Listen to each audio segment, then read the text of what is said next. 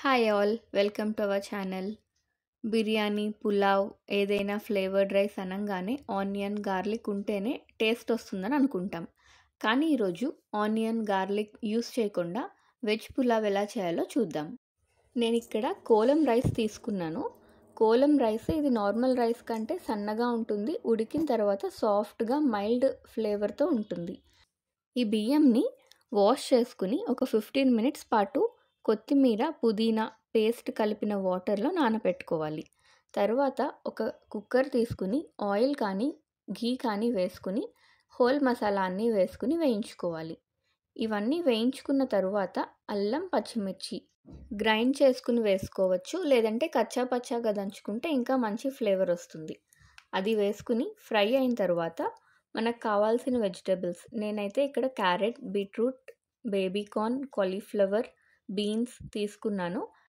Potato, sweet corn, green peas కూడా add చేసుకోవచ్చు. ఇవన్నీ ఒక 2 మినిట్స్ ఫ్రై చేసిన తర్వాత మనం ఇందాక బియ్యం నానబెట్టుకున్న వాటర్ని వేసుకోవాలి. మనం నార్మల్ రైస్కి తీసుకున్నట్టే దీనికి కూడా 1:2 రేషియోలోనే వాటర్ తీసుకుంటాం. 1 కప్ బియ్యానికి 2 కప్స్ ఆఫ్ వాటర్.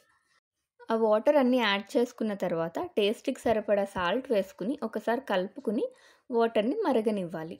వాటర్ అంతా బాగా మరిగిన తర్వాత బియ్యంని కూడా యాడ్ చేసుకుని మూత పెట్టి మీడియం ఫ్లేమ్లో 1 విజిల్ వచ్చే వరకు ఉంచాలి.